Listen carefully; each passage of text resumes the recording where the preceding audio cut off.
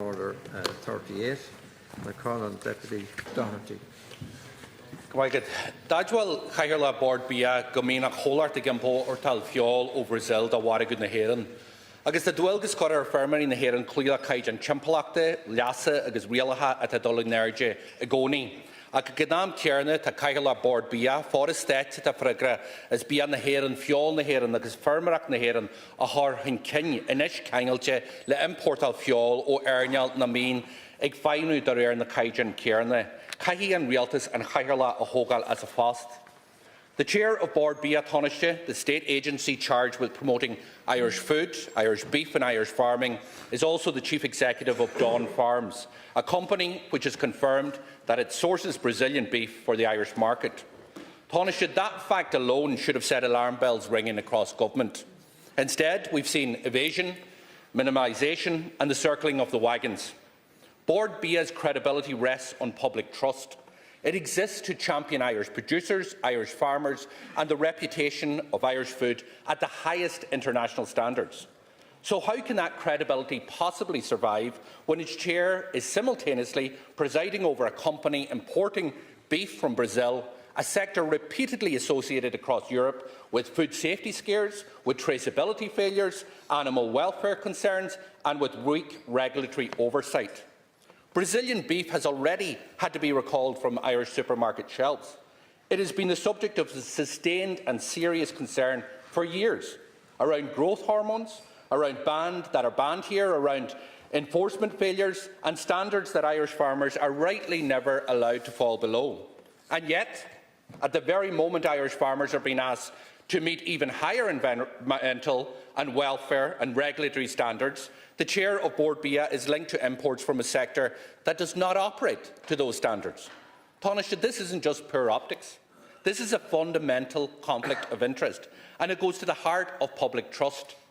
The government didn't inherit this situation. The government created this situation.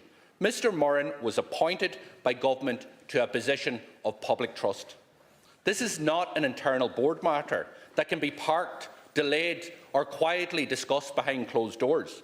It is a matter of ministerial responsibility and governance, and it comes at a time of deeply damaging wider context.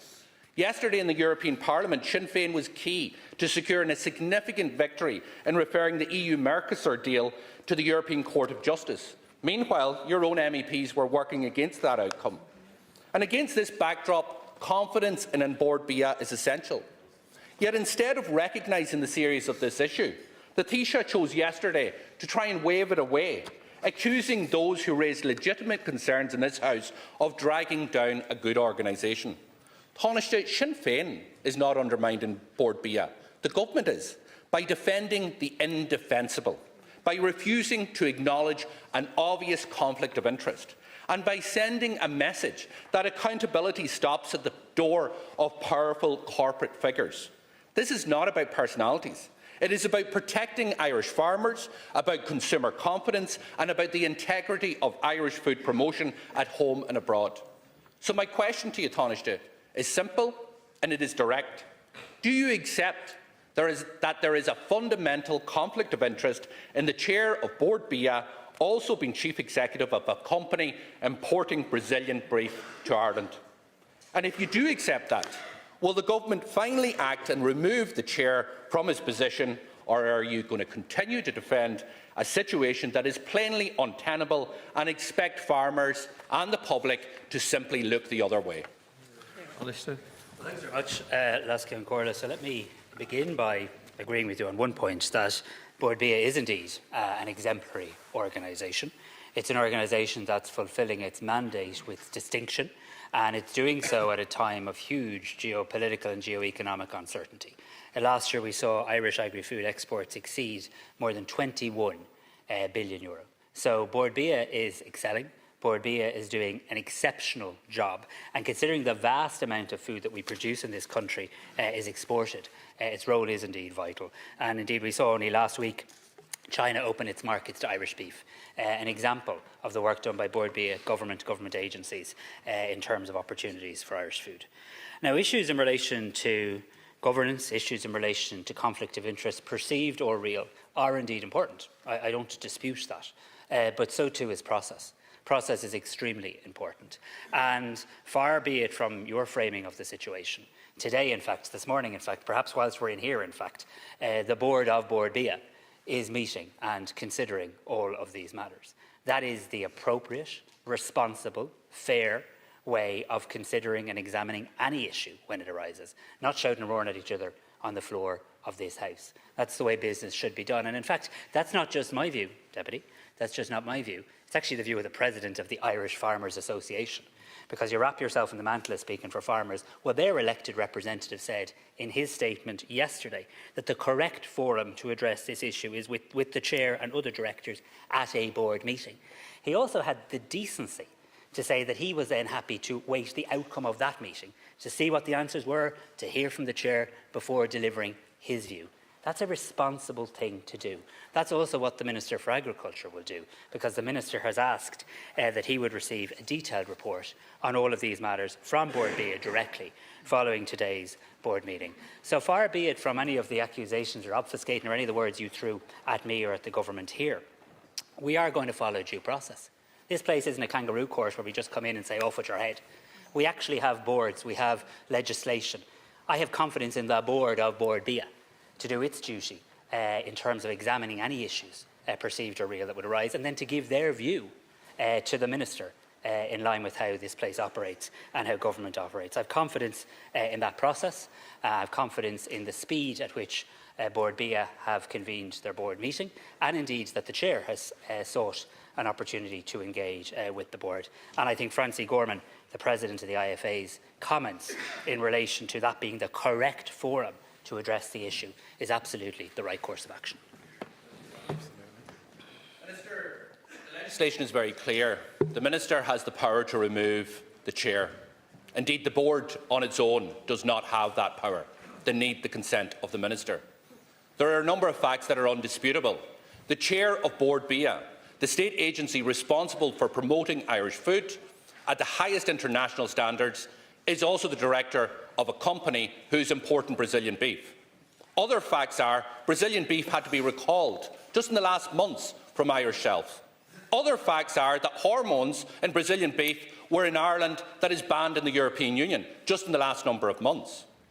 And the other fact is the chair of that company, who is important, who acknowledges that his company imports Irish beef for the Irish market, is the chair appointed by the government to the head of Bord Bia. Now, the issue here is there has to be credibility, there has to be faith, and there has to be accountability.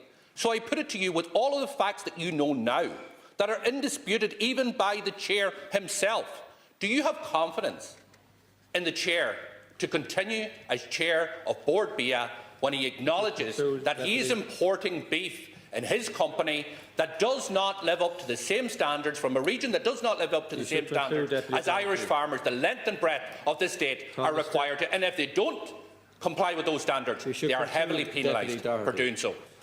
You see, you're at it again, and you've done it in this House so many times. You just come in, say somebody's name, and call for them to be sacked. Do you remember the time your leader did it with the Garda Commissioner and how badly that backfired on your party?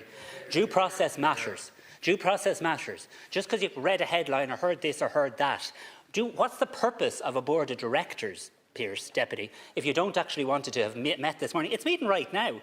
Like, can you wait a few minutes? Can you wait for it actually to sit down, have a conversation and then report to the Minister? Or does it have to be now in time for the 1 o'clock news? Come on now, a little bit of fairness here. This shoot first and ask questions later that your party is steeped in doesn't serve democracy well. I have every confidence in the process. I have every confidence in Bord Bia to discharge its duty, and the board of Bord Bia to discharge their corporate governance duties. And I have every confidence in our excellent Minister for Agriculture to respond to any detailed report that he receives from the board. And we've confidence in a process. You see, process matters, Debbie. I know process is really inconvenient, democracy and all of that. Kangaroo courts are much easier. But actually allowing somebody an opportunity to talk, to answer questions, and a board to give a considered view is how this government functions. And that is a stark difference between this government and our responsible politics and your populism. Deputy Alan Kelly, please. Let the process order, please. Deputy Alan Kelly. Pearse. Deputy Alan Kelly. Protect your own. Sorry. Protect your own. Protect your own. Deputy Alan Kelly, please. As I say, not as I do. Deputy Doherty, please. Go ahead, Deputy Kelly. Okay. Tánaiste, yesterday in the Media Committee we had testimony from Gráinne Seoige in relation to the experiences she had during the general election and subsequently. And it was harrowing, to be honest with you, and I want to thank her for coming forward.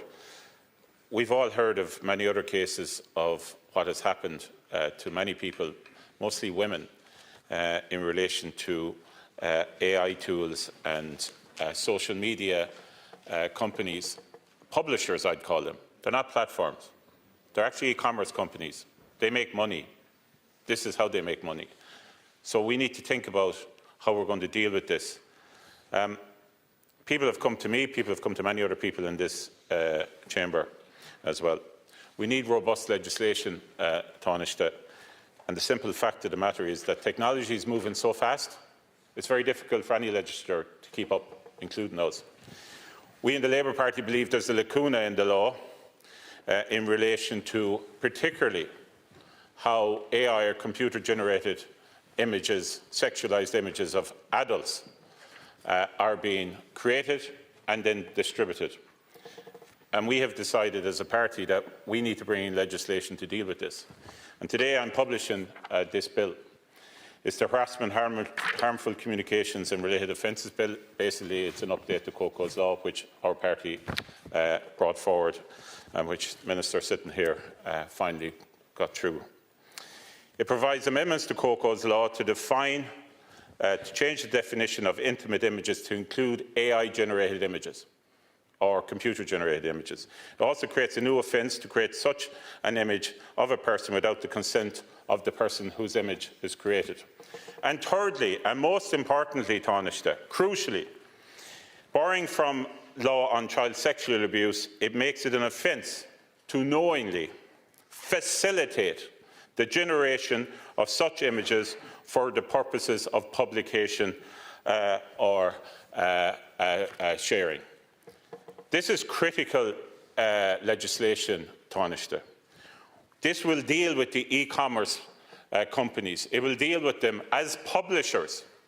Yesterday, again, the testimony was when Gráinne Seoige went to Gogarty, basically, at the end of all the chasing, they came up to an individual who wouldn't give over their phone. So you'd have to go to a court order. How long was that going to take, and was it practical? Ultimately here, this needs to be dealt with at publisher e-commerce company level. This legislation deals with the individual, but it also deals with the company. And I'm calling on you, and I don't care whether you take this bill and change it, improve it, whatever, but I'm calling on you as a government to engage with this legislation. We haven't got time for this to go on and on and on.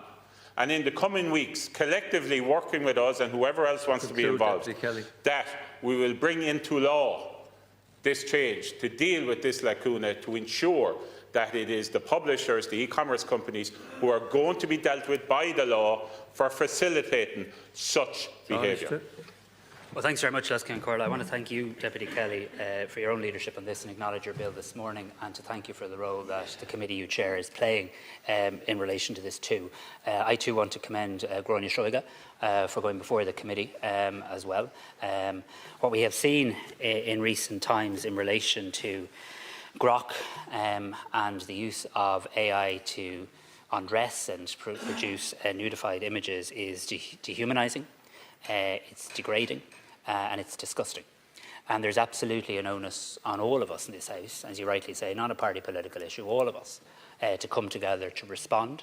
And I commit today that the government will absolutely engage constructively with you in relation to your own bill. I know some of my own colleagues, Deputies Boland, Butterley and Keogh, I think are also producing a bill in relation to this. I'm sure there's all parties in this House considering how best to grapple with this issue as well. I do just want to say a couple of things on the record of the House to be helpful in terms of trying to work out where gaps may exist and where there is legal clarity. And I want to acknowledge the huge work done by Minister McEntee during her time in the Department of Justice in relation to Coco's Law.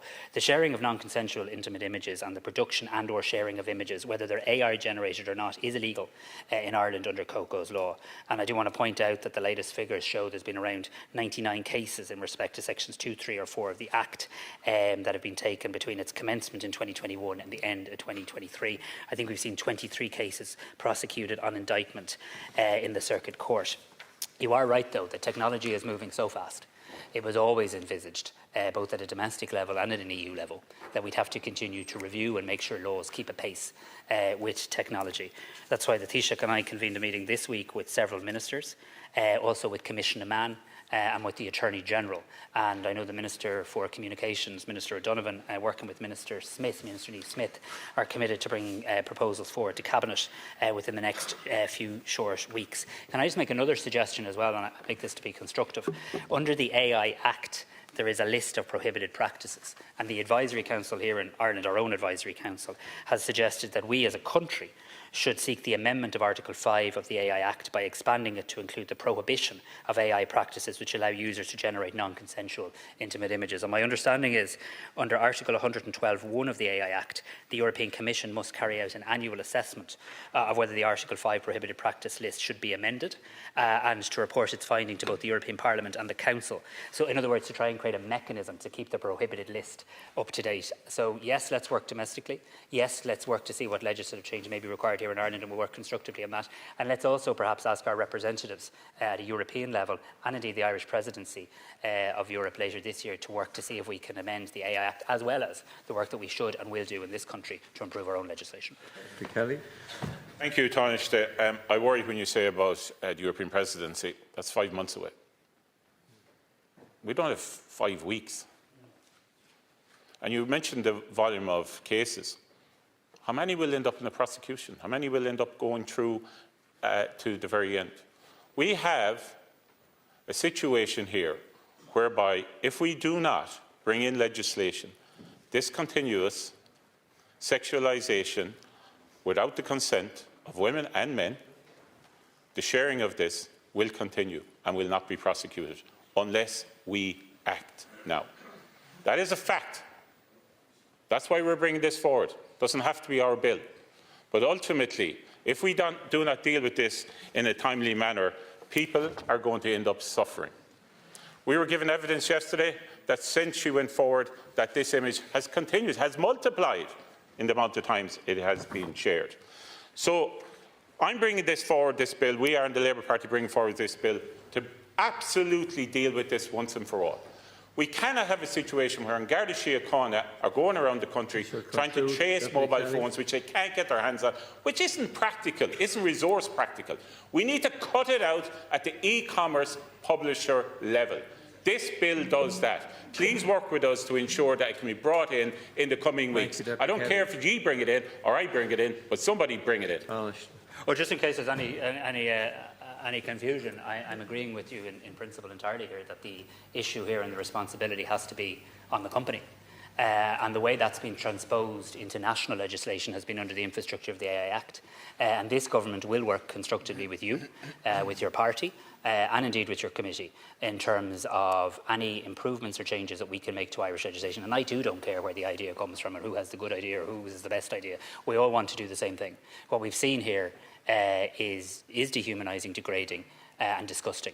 It has had a real profound impact on many people in this country and indeed across the world. People who've been directly impacted and indeed just the chilling and general disgusting feel that people have sensed from the abuse of technology and from AI, and we do need to act, and we will act. I think the committee hearings, was it yesterday, was a useful and important starting point. I think the recommendations of our AI advisory group are also good. These are the experts in this area too. That's why we convened our meeting this week. It's why the Minister is due to report to Government, and I will ask that the Minister proactively engage with you and indeed all opposition parties, because we need to pull together on this and show that Ireland can lead in innovation, absolutely, but can also lead in protecting our values, protecting children, protecting women, and making sure that technology is never used. Now, Deputy O'Callaghan. Taoiseach, Donald Trump's Board of Peace was billed as a body that would oversee governance and reconstruction in Gaza. However, its proposed charter doesn't even mention Gaza. Instead, it gives a broad mandate to resolve global conflicts. And given the list of people who've signalled that they will join, it's clear that the outfit should be renamed the board of autocrats and war criminals. Included in their number are Netanyahu, Putin and Lukashenko. To highlight the absurdity of this travesty, Netanyahu is unable to attend a signing ceremony for the Board of Peace today because, as an indicted war criminal, he fears being arrested if he turns up in Davos. Taoiseach, as more and more concerning details emerge about Trump's Board of Peace, one thing is clear: this has little to do with peace in Gaza, and everything to do with destroying the UN and making the world less secure and safe. For that reason, a number of European countries have already said they will not be signing up. Included in their number are Sweden, Norway, France, Slovenia and now the UK. But incredibly, your government is still apparently mulling over whether or not you should sign up. Begging the question, is there any outrage perpetrated by Trump that your government is willing to take a strong and principled stand on? Taoiseach, your government's failure to rule out joining Trump's gang of war criminals is just the latest example of failing to live up to your words. On Sunday, the Taoiseach strongly hinted that the Occupied Territories Bill was dead in the water. He defended the inexcusable delay in enacting this supposedly priority legislation. He effectively ruled out services being included in the bill if it does move forward. And he stressed that the government was pivoting more to the peace process approach in Gaza, citing incredibly the creation of Trump's Board of Peace. The Taoiseach also highlighted our continued support for the UN and UNRWA, which I strongly agree with. However, this week the Israeli government razed an UNRWA facility to the ground in the occupied territories. An utterly outrageous act. And Israel is still murdering Palestinians in Gaza and the West Bank with complete impunity. Taoiseach, Donald Trump is trying to herald in a new era of chaos, division and adversity. We need to stand firm against Trump as he seeks to legitimise war criminals. So, Taoiseach, will you categorically rule out any involvement in Trump's so-called Board of Peace? And does this government have any intention of enacting the Occupied Territories Bill? For raising the matter. I suppose the first thing I remind all of ourselves, and indeed remind myself, was that the original idea in relation to a Board of Peace, and I'll get to what I think are the very serious issues with it now, but did arise from the Comprehensive Plan to End the Gaza Conflict, which did receive on the 17th of November support from the United Nations. So on the 17th of November, the United Nations did vote to adopt a resolution endorsing the Comprehensive Plan. And it was envisaged that as the next stage of that plan, there would be the formation of some form of a board to assist in advancing it. And of course, Ireland and many, many countries in Europe, many countries around the world, were eager to play a constructive role. And of course, a country like Ireland can bring to that table a significant experience in conflict resolution, decommissioning, respect for international law, and our long-standing commitment to a two-state solution. That's the context. Let me also be very clear, what we're seeing today at this signing ceremony could not be further removed from that original conversation. And your comments are right in relation to the lack of reference to Gaza, and there are very serious red flags. Anything that Putin is considering joining with the word peace in it doesn't sit well. The cost of €1 billion to join doesn't sit well. And also I think anything that in any way seeks to undermine, replace, usurp the United Nations is not something that government would support. I don't think it's something that Dáil Éireann or the people of Ireland would support as well. I think there's very significant governance issues in relation to it as well, including, as envisaged, the Charter suggests that the President of the United States, as in the current incumbent, would be the chair. That person would also have the ability to designate his successor, to appoint, remove and renew members of the executive. So you could pay the €1 billion and be kicked off, or dollars and kicked off the thing. So there's a whole range of very serious issues here. What the Taoiseach is doing on behalf of the government is entirely responsible. Not turning up at the signing ceremony today. I was at a meeting of EPP European leaders yesterday, and no European leader has turned up at the signing ceremony, bar President Trump's ally, if you like, President Orban, Prime Minister Orban of Hungary. So no European country has turned up today, and it's our expectation that at the European Council dinner this evening, of European heads of state and heads of government, this issue will further be considered. So I'm not suggesting you are, but I wouldn't like to see our position anyway misrepresented. We haven't joined the board. We didn't turn up at the signing ceremony, but we are obviously going to discuss this with our EU colleagues, because I think Europe needs to stand united in terms of supporting the primacy of the United Nations and making sure that we get the focus back here to what was meant to be phase 2 of the peace plan for Gaza. My colleague who's here with us, Minister McEntee, was indeed in the Middle East last week, I believe, indeed at the Rafah crossing, seeing for herself the impact of Irish humanitarian aid, of funding from the people of this country, but also seeing what more can and must be done. And Ireland is very eager, and I think the Taoiseach is right to make this point. We are very eager to see how we can play a practical role in trying to help alleviate the most horrific humanitarian situation. Deputy O'Callaghan. So the stated position of the government in relation to Trump's so-called Board of Peace is that you're considering the response. That's been the stated position up until now. So will you rule out unequivocally, categorically, that Ireland will not be involved in any shape or form with this travesty that Trump is putting forward? Will you do that? And will you do that now? That's what I'm asking you to do. Let's not have any ambiguity about it. Let you say on behalf of the Irish government, we will have no involvement whatsoever in this travesty. Rule it out categorically. Secondly, the Occupied Territories Bill. You promised this Dáil a number of months ago that the Occupied Territories Bill would be brought to the Dáil by the end of November last year. That still hasn't happened. So when is it going to happen, Taoiseach, and is it going to include goods and services? So thank you very much. So unlike some governments around the world, I don't stand up and single-handedly make decisions and announce them without engagement with colleagues. But my personal view, and the view I know of government colleagues, is that as currently constructed, I can't see any scenario in which Ireland can participate in the so-called Board of Peace as currently constructed.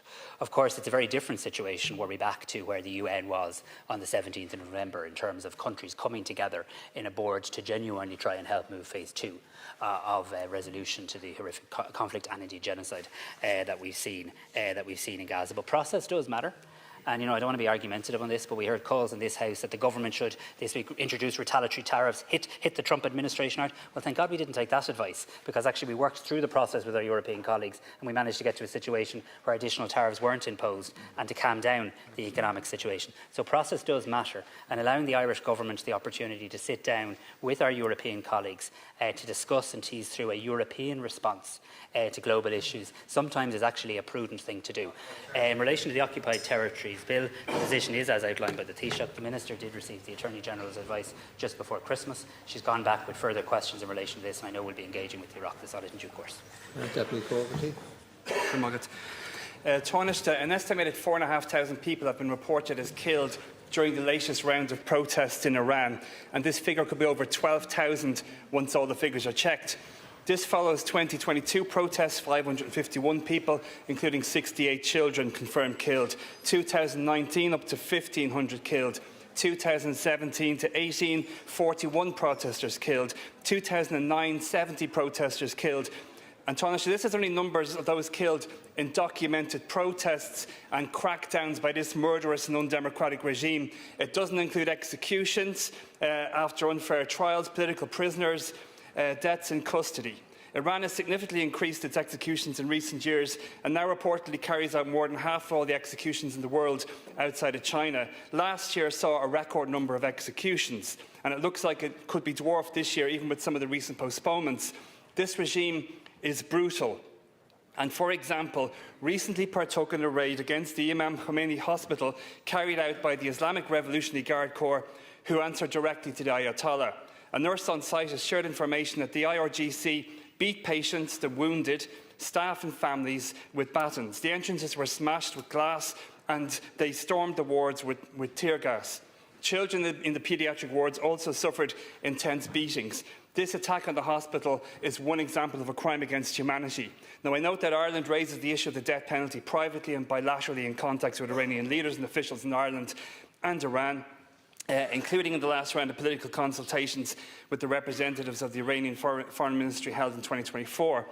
And we also do publicly and multilaterally and in the UN General Assembly and Human Rights Council. But now it's gone to another level. In this context, it's good to see that the European Parliament has a forthcoming plenary vote on the resolution concerning the repression of protesters in Iran. Will you and the Taoiseach be requesting Irish MEPs to support this resolution? I also note recently that the accreditation ceremony for the new Iranian ambassador was postponed. Will this be postponed indefinitely given the situation? On a related note, I'd also like to know what contacts, if any, the Irish Government has with opposition groups based inside and outside Iran, including those that claim to be in the position to form a provisional government pending free and fair elections. And lastly, has the Irish Government called for the designation of the IRGC as a terrorist organisation, either unilaterally or in a EU context? The Iranian people that I've met are a warm, friendly and inclusive bunch.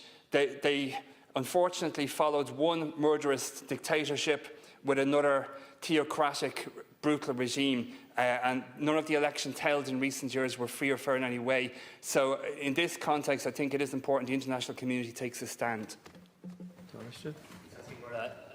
I agree with you, Deputy Gogarty, and I'm also very grateful to you for raising the issue of Iran.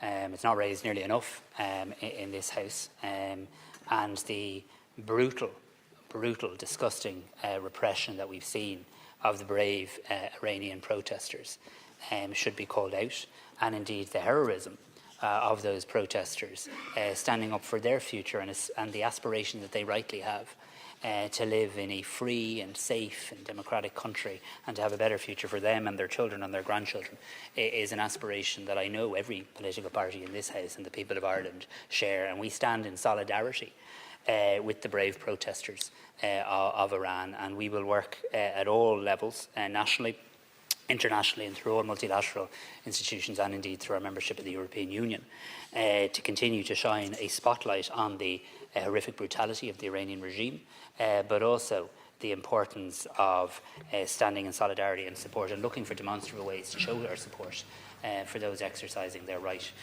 to protest as well. We stand in this country for freedom of expression, for peaceful assembly, for access to information, and these rights must be fully respected. And the brutal regime in Iran can cut the internet, but the genie's out of the bottle. The people of the world have seen their brutality. The Iranian regime's brutality is there for all to see. And whilst they have tried to silence the protesters, they have failed, and they will fail in relation to that as well. So we call today on the Iranian authorities to refrain from violence, to immediately restore communications, and indeed to uphold the fundamental rights of all Iranians. But we say so, knowing that this is not a regime that's shown any interest in doing that at all. That's why the Iranian ambassador designate was invited to the Department of Foreign Affairs and Trade on the 12th of January for our concerns to be strongly conveyed to the regime in Tehran. We remain concerned as a country about Iran's malign role in the region, specifically its support of armed non-state actors of terrorists, such as Hezbollah, the militias in Iraq, the Houthis. And Ireland is also concerned about Iran's ongoing weapons and weapons technology transfers to Russia in support of its war of aggression in Ukraine. Sometimes things can seem far away and distant, but there is a direct correlation between Iran's providing technology to Russia, which is carrying out a war on the continent of Europe, and all the disruption that is causing, as well as the fundamental violation of rights. In common with the international community, Ireland wants to see a negotiated settlement that addresses worries about Iran's nuclear programme. As well. There are already significant sanctions in place on Iran in relation to nuclear activities, in relation to its supply of weapons to Russia, and on specific human rights violations. And the EU continues to review its sanctions policies. And indeed, I would encourage an active review of the sanctions policies to see what more we could do at a European level. In principle, Ireland will support any additional sanctions on any violation of human rights and continue to review those proposals. In relation to some of the specific questions, I'll ask that the Minister and the Department of Foreign Affairs come back to you with any detail. But I share your view, the Iranian community here in Ireland, who want to see a better future for their country, and I want them to know that the people of this country stand with them. As you rightly said, this despotic regime funds terrorism and murder across the globe, including our neighbours in Ukraine, who have been subject to so many drone attacks produced in Iran. I am conscious of the geopolitical context where any sort of US administration attack or any Israeli attack. And obviously we've had lots of discussions about the Occupied Territories Bill and the genocide in Gaza, and I've spoken on that. But Iran tends to get ignored in this context. But as a European Union, we need to be quite careful in how we frame things. But I did note that the Cypriot ambassador, when he was making a presentation to the European Union Affairs Committee yesterday, pointed out that the Middle East was one of its priorities during its presidency. And I would ask Tánaiste that, given our historic neutrality and peacekeeping missions throughout the world, could Ireland continue this in terms of focusing on conflicts in the Middle East, not just in Palestine, but also in countries like Iran and Sudan? Absolutely, and can I say, because I forgot to say it in my first answer, in relation to that European Parliament resolution, I will take a look at that and just see the wording of it, because I'm not familiar with it. You are right, though. I mean, when we talk about peace and stability in the Middle East, it's hard to have that conversation. In fact, it's almost impossible to have that conversation without looking at the situation in Iran as well. And yes, while this country is neutral and will remain neutral, we're neutral meaning that we're militarily unaligned.